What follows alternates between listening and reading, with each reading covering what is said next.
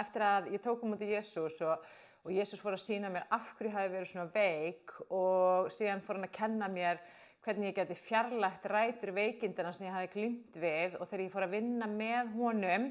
í að fjarlæga þessar rætur að þá læknaðist ég og þetta var svona tímabil þar sem ég sá Jesús í hugleiðslu og bæn eða hugleiðslubæn og ég hafði aldrei trú á hann fyrir en ég sá hann og þá bara sá ég hann og hann var raunverulega allt sem ég hafði upplifað og þá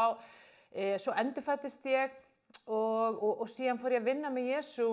Þú veist, ég öðlast svona náið samband og samfélag við hann þar sem ég var að tala við hann, þú veist, í hugleiðslu og bæn og hann var að segja mér hluti og opinbera fyrir mér hluti og ég fór að lesa í orðinu og hann fór að sýna mér af hverju ég hafði verið svona veik og þessar 3 rætur sem ég er svo oft búin að tala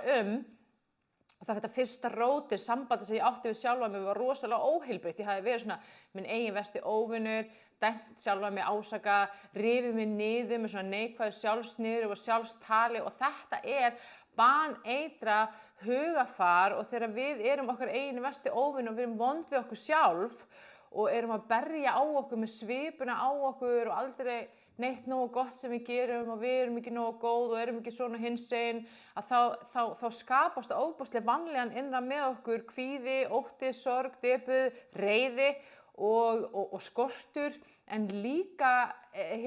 þreyta og áhyggjur og bugun og streita. Og eins og við vitum öll að streita hefur neikvæð áhrif á ónæmiskerfið okkar og veikir varnir líkamans þannig að þetta setur af svona keðjuverkun sem gerir það að verkum að það verður bara að okkur fyrir að líða mjög illa í okkar eigin skinni og það er bara við að skapa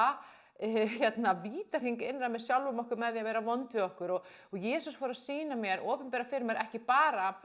að ég væri sköpun Guðs og ég var dýrmæt og mikilvæg og Guð elskaði mig heldur líka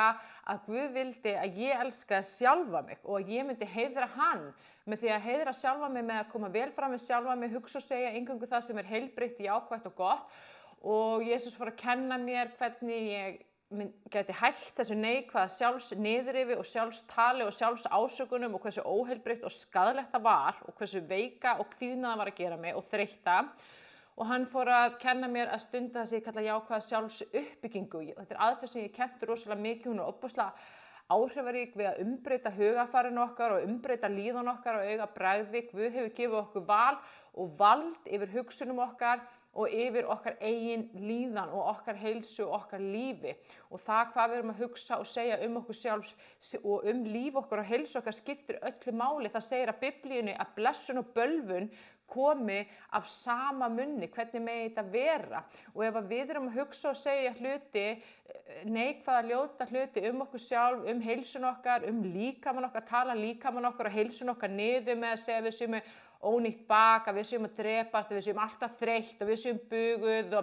og ég er ónýtt í fótunum eða ég er ónýttur í fótunum eða það er eitthvað að meltingunum minni og ég er alltaf að drepast í maganum að þetta er orðræðan og hugafarið og trúin innra með okkur þá er þetta að skapa kraft, orku sem að fer inn í öll þessi líffæri og þessa líkamspart og er að skapa nákvæmlega það sem við erum að tala út. Ekki bölva sjálfum þér eða sjálfið þér og ekki bölva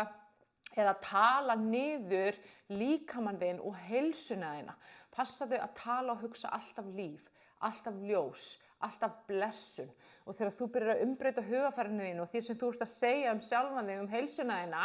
að þá byrjar orkan þín að umbreytast, allt er orka, hver hugsun er orka, hvert orð er orka sem hefur sköpunarkraft og áhrif bæði inn á við en líka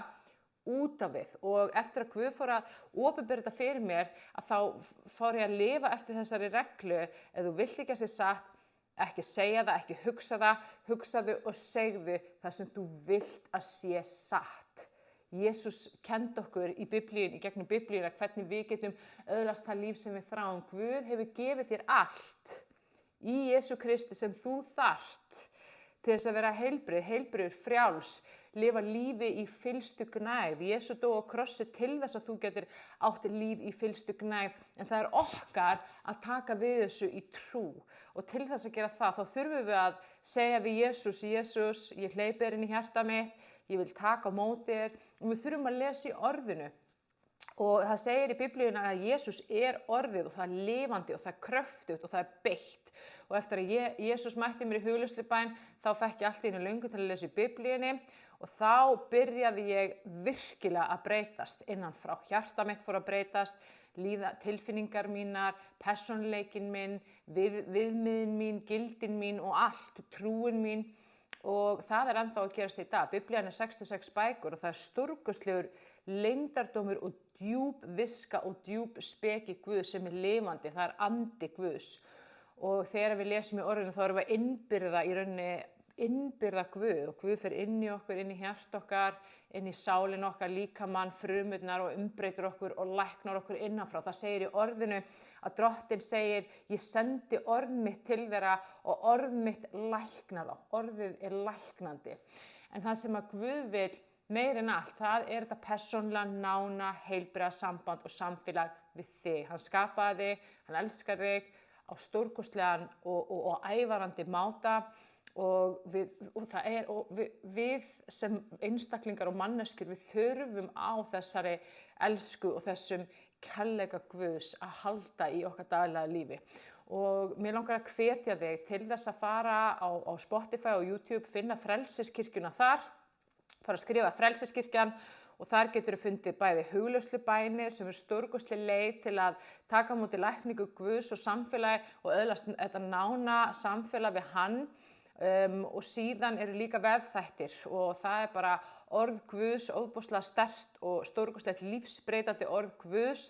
sem að hjálpar þér að byggja upp meiri trú, byggja upp nánara samfélag við Guð og að taka á móti Jesú inn í líf þitt og hjarta ef þú hefur ekki ennþá gert það. Þannig að ég hveti til þess að fara á YouTube og Spotify og finna Frelsiskirkjuna þar og hlusta daglega og byrja að iðka þetta trúarlíf þitt. Það það sem að skiptir okkur meira máli heldur en allt annað. Og Jesús segir ef við leitum hans fyrst og hans ríkis og hans réttlætis að þá mun Guð sjá að veita okkur allt annað að auki. Og það það sem hann vil. Hann faðir þinn og hann vill passa þig og sjá fyrir þér og gefa þér allt sem þú þarfnast. En til þess að hann geti gert það, þá þurfum við að leita til hans. Guð gaf okkur frjálsan vilja, hann ryðst ekki inn á neitt, en ef þú leitar til hans í dag, ef þú hrópar til hans, eins og segir í Jeremía 33:3, og leitar til hans, þú munt finna hann, þú munt öðlast nánara samfélag með hann og hann mun úthella blessun sinni yfir þig og þitt líf. Gangi þér vel og Guð blessir þig. Ef þú ert með fyrirbænarefni fyrir næsta fimmtudagsfund Frelsiskirkjunnar, þá máttu senda á meðan Frelsiskirkjan með vefþætti eða fundi á netinu öll fimmtudagskvöld klukkan 9 og hugleiðslubænir og eins ef þú vilt komast inn í bænahópinn okkar getur þú sent mér skilaboð. Guð blessi þig og varðveiti og ég ætla að fá að biðja fyrir eina litla bæn núna. Kæri Jesús, ég bara bið fyrir manneskjunum sem að hlusta og horfa. Heilagur andi, ég bið að umvefja þessa mannesku með kærleika þínum, með lækningu þinni og með ást þinni. Í Jesú nafni þakka ég fyrir heilagur andi að þú snertir hjartanar. Þannig að það engin vafi í hjartanar að þú ert til og þú ert raunverulegur og þú ert nálægur. Ég hasta á allt niðurrif sem hefur þjakað þessa mannesku og í staðinn kemur þín uppbygging Jesús. Í Jesú nafni, amen. Bless, bless.